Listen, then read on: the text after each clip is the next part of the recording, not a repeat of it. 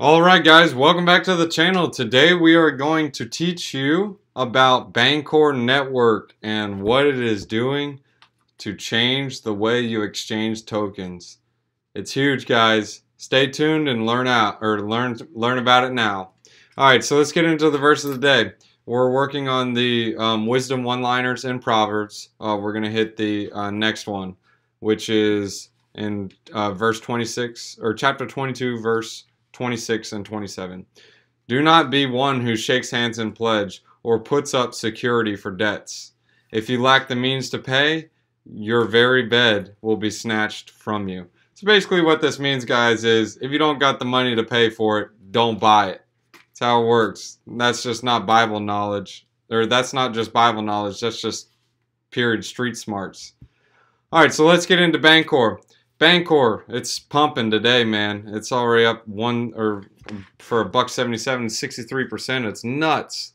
But I am a holder of Bancor Network. This is not financial advice. This is just what my take is on the token. And I'll also express to you why I invested in this token.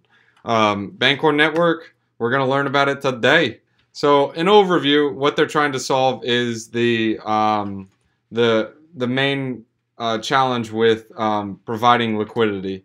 So when you provide liquidity, you have that cost of impermanent loss. So for example, say Ethereum, well, I'll do a video on impermanent loss, and I'll put a link up in the title above or below in the description. Check out that video on impermanent loss. It's too long to explain in this video. So basically what they're doing is solving the issue of impermanent loss. So in the Bancor Network program or protocol, if you go on their main page, this is what you'll see. So it's pretty easy. They're currently using Ethereum and EOS. They're going to be introducing more and more in the future. And what they're going to be doing is adding more tokens so you can change for liquidity. So their main token is BNT. They're looking to be basically the main network for being able to communicate with different blockchains. So you can use the BNT with different pairs. So here's Wrap Bitcoin, here's Link, Ethereum, and these are the current rates they have. So like you can get 21%, 21%, 19%. Now, yeah, they have DeFi. They have this on Curve. They got it on Balancer. They got Uniswap. But the problem with those is you have the issue with impermanent loss. Guys, check out that video I'll make. I'll leave it in the description so you guys can see it, so you guys can understand it. If you guys are liking this content, hit that like button now. If you're disliking it, smash that dislike button. But either way, if you're new to the channel, go ahead and smash that subscribe button. So in the Bancor Network protocol, how does this protect yourself from impermanent loss? If you guys didn't watch that video already, I don't know what you guys are doing, because basically this video is not going to make sense until you know what impermanent loss is. So impermanent loss, one of the biggest drawbacks, currently they have automated market makers. So say for example, here's a good example.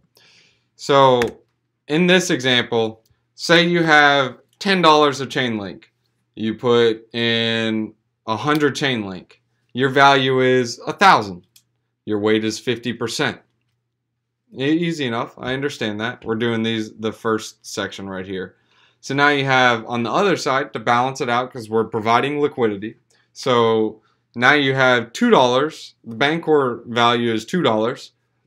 The amount of Bancor tokens you have is 500, and the value is 1,000. So our weight is 50-50. All right. So now the Link Marines are like, yeah, bro, we're the best. We're the best. They go up 20%. Whoa. Okay. So now our price is 12 bucks. Now our amount is 100 still. Now the value is 1,200. Oh, great. Now we're off balance. We got to bring this back into balance, because Bancor is still 2 bucks. The amount's 500 and our value is 1,000.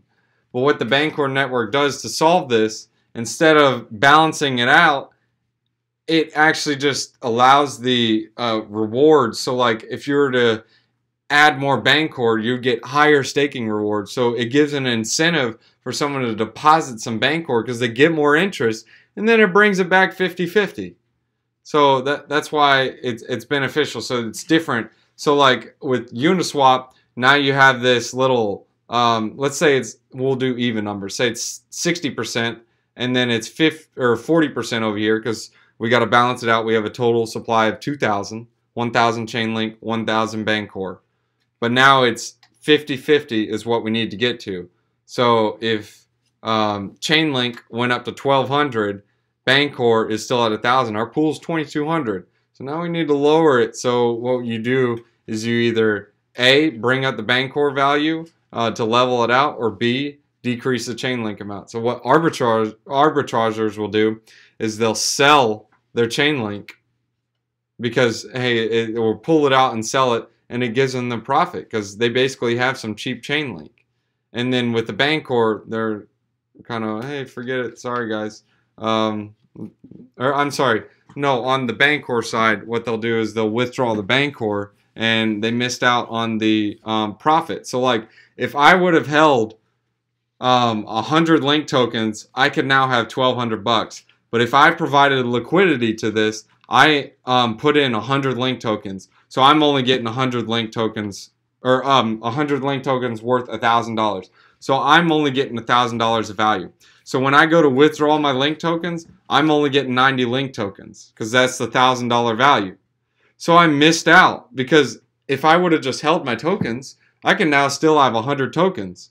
So sure, yeah, you got the rewards instead of just holding them, but it could have been better if you would have just went with the Link supply and just holding it, because you would have made the difference. So that's what Bancor Network's looking to solve, kind of in a nutshell. I would recommend checking out my video Impermanent Loss so you guys can understand this better. It always helps to look at this more and more and play the video multiple times. It'll help you guys out and help you understand it. Now here's another option. Now say we have the balance of liquidity being provided. So now we have a different option. All the prices stay the same, but instead someone adds 10 more Link. Okay, that's fine. Now 10 more Link are added to the protocol. The value is now 1,100. And then now the Bancor, it still stays the same rate. So instead of decreasing the amount in there, it keeps it at the same rate because it allows the incentives to bring it back to normal. So I know it sounds a little confusing, but we'll get more into the video and we'll understand it a little more. So this is, in a nutshell, what impermanent loss is. Again, so basically what happens is as Ethereum price goes up, you're going to have less ETH tokens because when you locked in that liquidity, you locked in the value of the token. So say the token was 100 bucks and you locked in 10 of them and now it's 200 bucks. You go back to withdraw your 100 bucks, you're only going to get 5 of that token because it doubled in price. So what Bancor is using, I already explained this, is the dynamic weighting system. I know I've already explained it, but it's good to go over this multiple times because you got to hear it multiple times for it finally to sink in.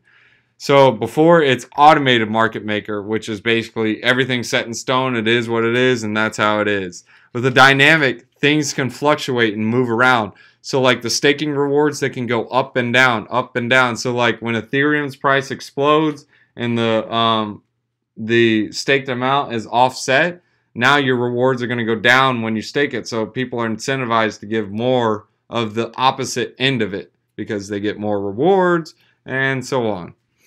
And then you're always going to have people wanting to deposit Bancor Network token because in reality, if you're wanting to deposit into the pools, you don't have to provide dual-sided liquidity. So you can just do one side. So if you want to deposit only ETH, you can just deposit ETH. If you want to deposit Bancor Network, you can deposit Bancor. You don't have to provide both. So you can easily add liquidity. It's really easy to do. You can go on their website, just click one of these actions, and you just add the token. You link your MetaMask account. Super easy to do. You don't even have to create an account with Bancor.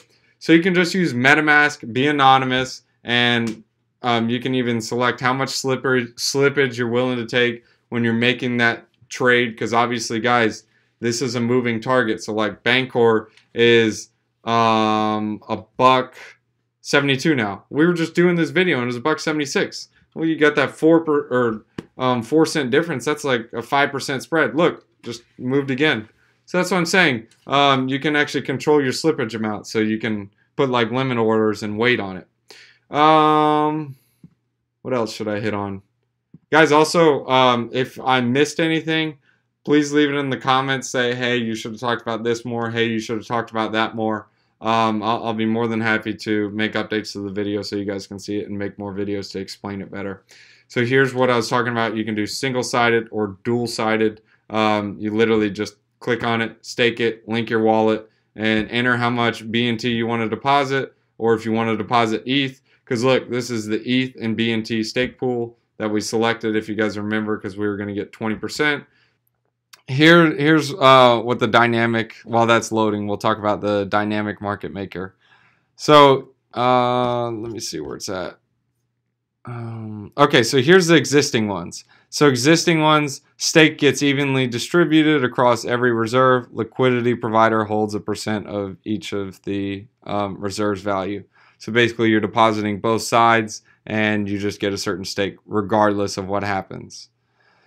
This naturally creates two sets of liquidity providers for each tool or pool. You got non-BNT, which would be like the other tokens, which is like XYZ, or you got BNT, which is the other side. With the actual liquidity providers, it can be different ones. So like what Bancor is doing is it's Ethereum to Bancor, Chainlink to Bancor, BNB to Bancor, Kava Coin to Bancor. So it's everything, or XYZ to Bancor. It's not Ethereum to Chainlink or Bitcoin to Uniswap. It's not that. It's the, or whatever the token is, to Bancor. So like this explains right here how the automated staking work, not staking, but automated balancer works. So say from this side you lose like 10%. Now this is going to be added to this. So there's only so much quote unquote water in the system, or so much value in the system. So when one goes down, one goes up. That's typically how a normal like a normal liquidity provider is going to work. But when that happens is if it goes up to a certain balance, the rewards are going to be increased. So people are incentivized to add more rewards or more staking to it to get rewarded. So if you see, this is like the interest. So it goes up, down, and basically tries to stay level. That's how it works with the dynamic weights. So here's an example. We just talked about this. So say you have XYZ or Ethereum, whatever, is $100. You have 10 in the pool. Now your Bancor network is $1, and you got 1,000 in the pool. So you have equal rates, 1,000 and 1,000. Yeah, because 100 times 10 is 1,000, and 1 times 1,000 is 1,000. So it's equal weight, 50-50. So now say XYZ increases. Oh, wow, okay. So we just went up 110, and now this is what our value is. So we have 1,100 in value, and then we have 1,000 in BNT. The weight is 52% and 48. So now we need to level this out. So XYZ increases marginally, so it has to be leveled out somehow. So what happens is the incentive to bring it back to level is the interest rates. Like I said, they go back up. So they increase on the other side, so people are incentivized, which is different from different networks because they are at a set rate. So instead of having the arbitrageurs constantly taking the profits on it, this allows the holders of BNT to be able to take in the profit, or the holders of BNT to take in it, because now people are incentivized to buy and stake BNT. So now people are buying and staking BNT. It's causing BNT to go up. So now when your Ethereum goes up, great, it goes up. But same thing on the reverse side. If it goes down, you're going to lose money too. But guys, it's the same thing both ways. So I hope that didn't confuse anyone. It was definitely a fun network to talk about, but it's crazy technology. It's almost like the internet. Or I'm sorry, not the internet, but email. How does email work? No one knows. Do they use it? Everyone uses it. Why do they use it? Because it works. They use simple mail transfer protocol. That's how email works. And it's basically just different servers talking to each other. So guys, you don't even have to understand why it works, just know it works. It's a very disruptive technology. It's a great technology, and on top of that, you don't have that third party. It's DeFi, it's decentralized. So now you don't have that one guy who's like, oh no, you can't trade that coin, or oh no, you can't do. No, you don't have that third party messing with it. So anything that's getting rid of that third party is going to be profitable because you're getting rid of another mouth to feed, period. So guys, if you like this video, hit that like button. If you dislike it, smash that dislike button. I know it's a little confusing, but either way, I'm going to make a video on the liquidity impermanent loss so you guys can understand it. So this was how does Bancor work and what is Bancor? Thanks for watching, guys.